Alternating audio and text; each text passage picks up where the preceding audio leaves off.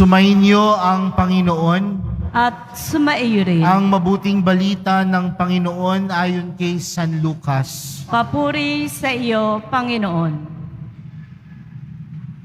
Noong panahong iyon, sinabi ni Jesus sa kanyang mga alagad, "Tandaan ninyo ito, kung alam lamang ng puno ng sambahayan kung anong oras darating ang magnanakaw, hindi niya pababayaang pasukin ang kanyang bahay. Kayo may dapat humanda, sapagkat darating ang Anak ng Tao sa oras na hindi ninyo inaasahan." Itinanong ni Pedro, "Panginoon, sinasabi po ba ninyo ang talinghagang ito para sa amin o para sa lahat?"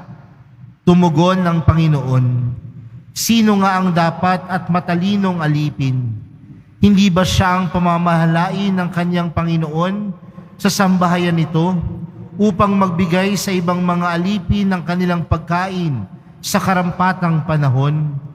Mapalad ang aliping iyon kapag dinatnan siyang gumagawa ng gayon pagbabalik ng kanyang Panginoon. Sinasabi ko sa inyo, pamamahalain siya ng kanyang Panginoon sa lahat ng ari-arian nito. Ngunit kung sabihin sa sarili ng aliping iyon, matatagalan pa bago magbalik ang aking Panginoon, at simulan niyang bugbugin ang iba pang aliping lalaki at babae, at kumain, uminom at maglasing, darating ang Panginoon ng aliping iyon sa araw na hindi niya inaasahan at sa oras na hindi niya alam. Buong higpit na parurusahan siya ng Panginoon at isasama sa mga di tapat. At ang aliping nakaalam ng kalooban ng kanyang Panginoon, ngunit hindi naghanda ni sumunod sa kalooban nito, ay tatanggap ng mabigat na parusa. Ngunit ang aliping hindi nakaalam ng kalooban ng kanyang Panginoon at gumawa ng mga bagay na nararapat niyang pagdusahan, ay tatanggap ng magaang na parusa.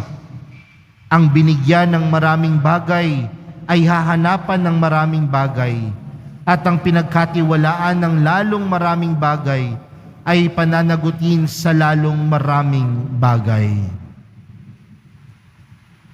Mga kapatid, ang mabuting balita ng Panginoon. Pinupuri ka namin, Panginoong Hesukristo. Magsiupo muna po ang lahat. Magandang tanghali po sa inyong lahat. Naniniwala po ako na tayong lahat na dumudulog sa Panginoon sa mga oras na ito ay masasabi nating mga makasalanan. Lahat naman po tayo may kakulangan. Lahat naman po tayo nagkakasala.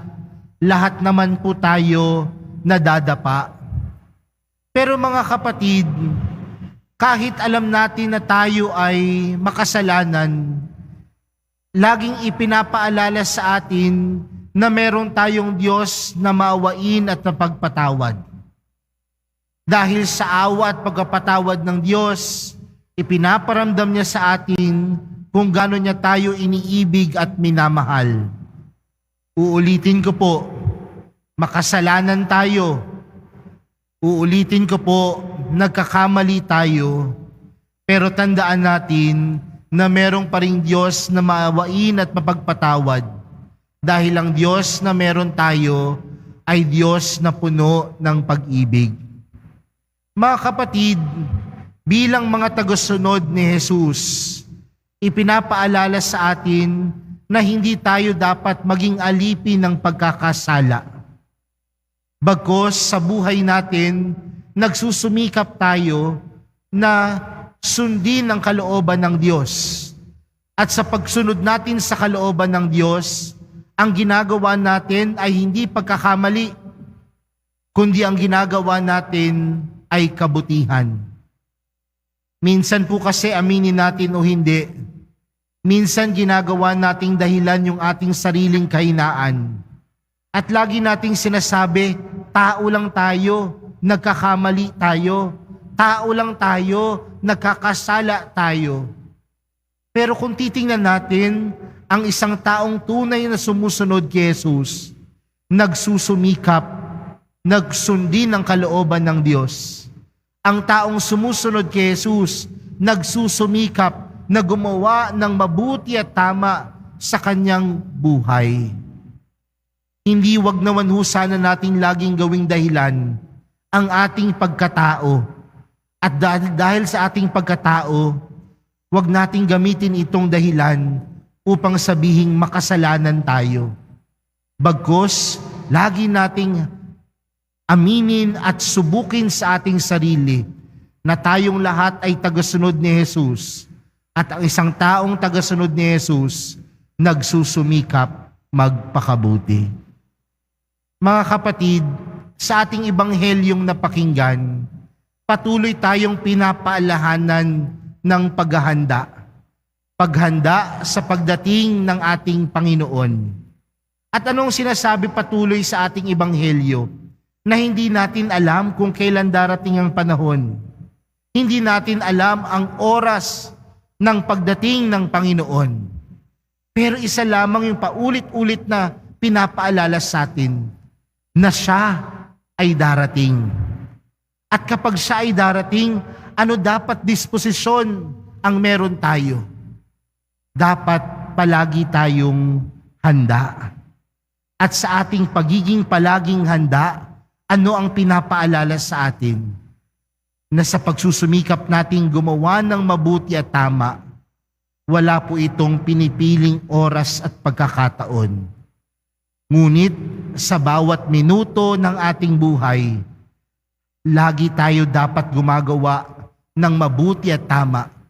Dahil sa paggawa natin ng mabuti at tama, inihahanda natin ang ating mga sarili na tanggapin lagi ang Panginoon sa ating buhay.